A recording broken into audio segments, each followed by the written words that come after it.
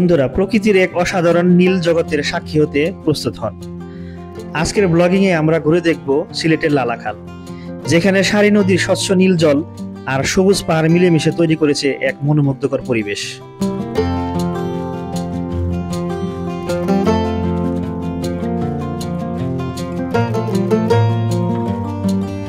সিলেট শহর থেকে প্রায় ৩৫ কিলোমিটার দূরে জৈন্তাপুর উপজেলা অবস্থিত লালাখালের দিকে আমাদের যাত্রা শুরু হলো।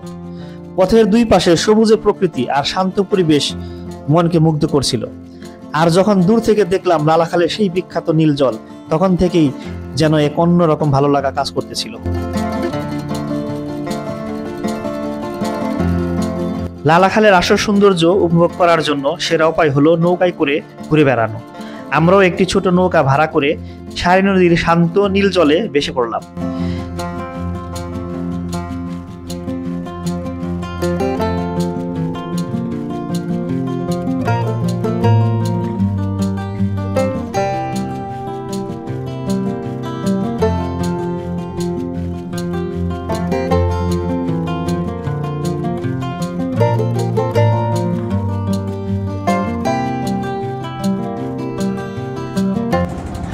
আমি এখন আছি লালাখালের একটা ট্রলারে।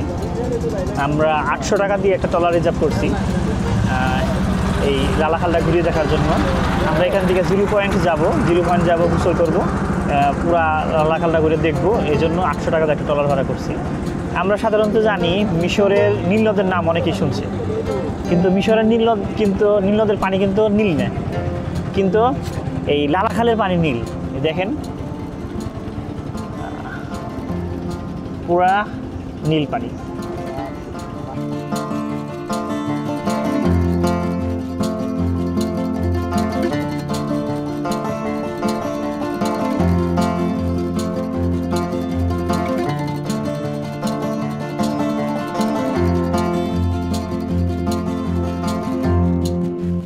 সারি নদীর জল এতটাই স্বচ্ছ যে এর তলদেশ পর্যন্ত দেখা যায়।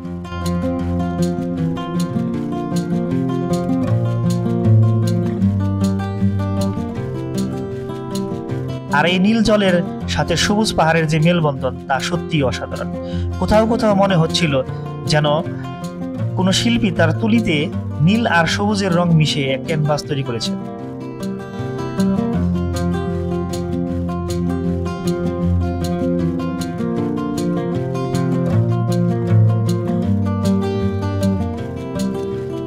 লালাখালে এসে এর জিরো পয়েন্টে না গেলে যেন অনেক কিছুই অজানা থেকে যায়।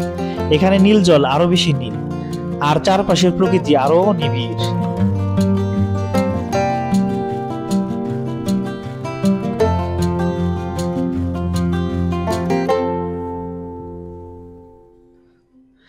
লালাখালের আরেকটি গুরুত্বপূর্ণ আকর্ষণ হলো এর সুন্দর চা বাগান।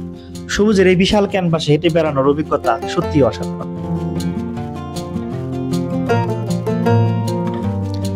যারা শুধু লালাখাল ঘুরে দেখতে চান, তাদের জন্য কিছু জরুরি তথ্য। দিনের বেলা ভ্রমণ করাই এখানে সবচেয়ে ভালো। লালাখালের সৌন্দর্য উপভোগ করে সিলেট অথবা জাফলংয়ে গিয়ে রাত্রি যাপন করবে। এখানে ভালো মানের হোটেল রয়েছে। আশা করি আমাদের এই ব্লগটি আপনাদের ভালো লেগেছে এবং আপনাদের অনুপ্রাণিত করবে এই সুন্দর স্থানটি ঘুরে দেখতে। দেখা হবে আবার অন্য কোনো ব্লগে। ততদিন পর্যন্ত ভালো থাকুন, সুস্থ থাকুন। আল্লাহ হাফেজ।